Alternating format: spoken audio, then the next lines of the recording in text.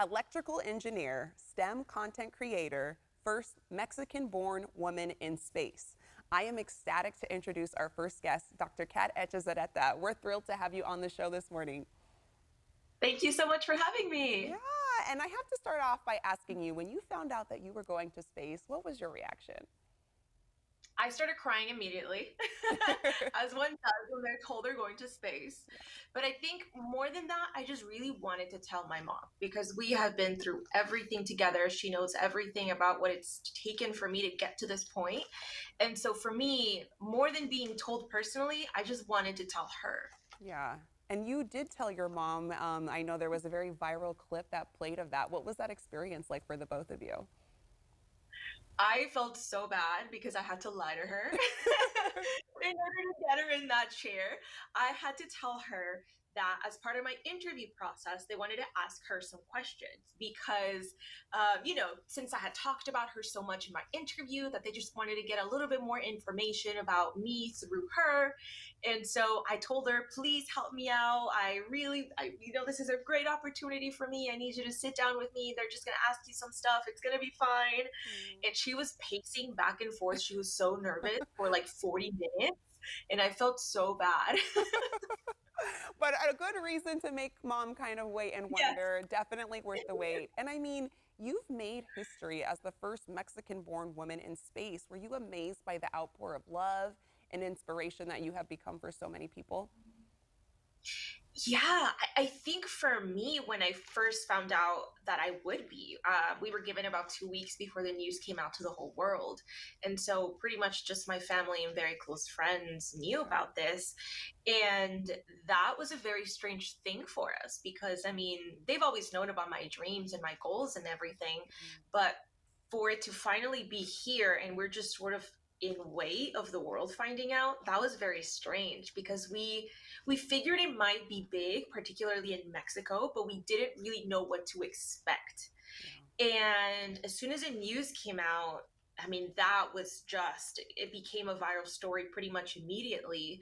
And then once the actual flight happened, I remember I came back from space and I'm looking at my phone and I am just seeing all of my numbers just climbing and climbing and climbing. And I think I was trending on Twitter that day Yeah. in Mexico, and it was just the strangest thing. Yeah, but rightfully so. I mean, what you're doing is phenomenal and fantastic. And tell us about your flight into space with Blue Origin. It was incredible. For me, in this mission particularly, I went through an organization called Space for Humanity. Hmm. This is a really amazing organization that is looking to do something a little bit different.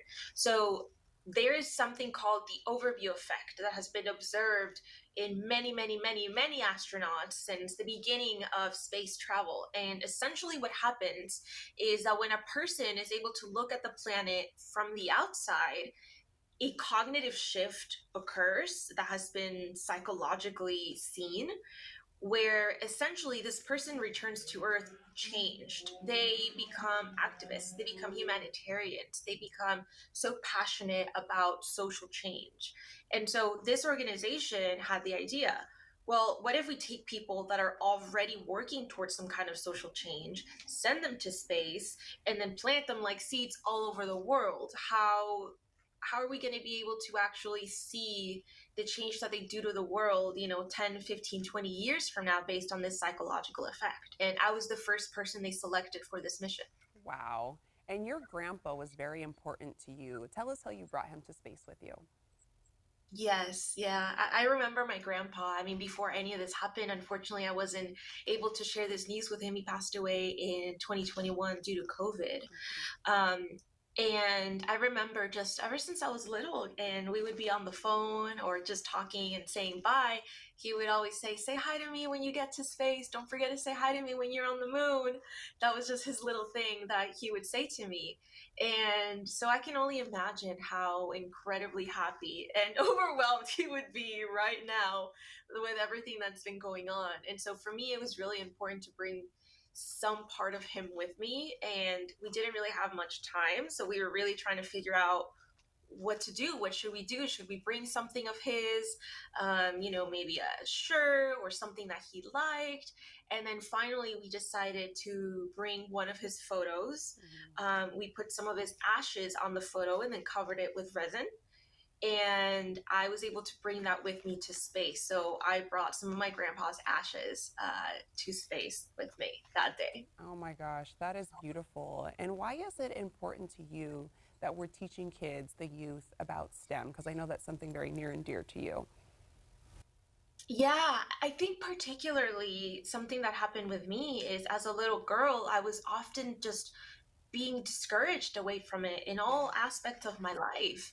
I remember being in elementary school and hearing other little kids, little boys saying to the little girls, like, oh, well, you don't have to be good at that because, my mommy says that we don't need to do that. Or my daddy says that girls don't do that. Hmm. Or even from teachers, hearing teachers treat children differently when it comes to math and science subjects, depending on whether they're boys or girls.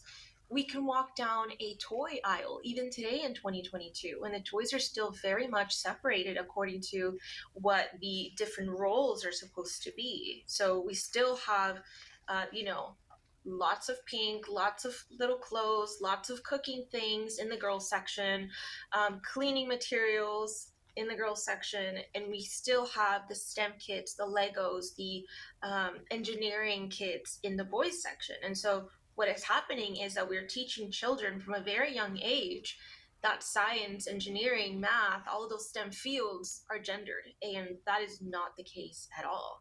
Even to this day, I remember, I loved playing with my brother's toys. But to this day, I still call them that. Oh, they were my brother's toys. Hmm. The little Hot Wheels and the Legos and the little robotics kits, I understood that they were not for me. So that is why I'm so passionate about this, because when I hear the words coming from adults in this day and age of, well, it's just that women are not interested in that. Hmm. Women don't care about that. That's why they don't study it. Well, why don't we actually analyze the scientific studies that have been done, which are giving us the reasons which stem all the way from childhood? And that is why I'm so passionate about this, because I love this field so much. And I just know that it can be so empowering for so many other girls and women. Yeah, and I think it's important. Like you said, we have to continuously change that narrative. And I wanted to ask you really quick, if you could tell your 10-year-old self anything, what would you say? You are right. I have always had such big dreams and have always wanted to do so many things, and so many people around me just did not really believe in me. When you are 10, 12 years old and you're saying, I'm going to work at NASA, I'm going to go to space, I'm going to do all of these things, people kind of look at you like, yeah, yeah, like, sure, sure you are.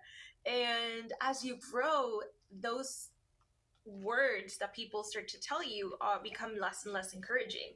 When you're a very little kid, you're in kindergarten and you're saying, I wouldn't be president, everyone around you is saying, yes, you can be president, you can be anything you want. Then you start getting to middle school or high school, and those words are no longer that. It's now you have to be a little bit more realistic. Right. That is really probably not going to be a possibility. And so those dreams that you had as children start to get truncated, and they start to get torn down by the people around you that are supposed to support you. And so to that little girl, I say, you were right. You did it. You showed them. You did show them. Dr. Kat Echazarreta, thank you so much for joining us this morning and for being an inspiration to so many people. We can't wait to see what else you do in your future. I'm going to let our viewers know where they can go for more information. Make sure to check out her website at katechazarreta.com, and you can also follow her on social. I recommend you check out her TikTok. It's really cool.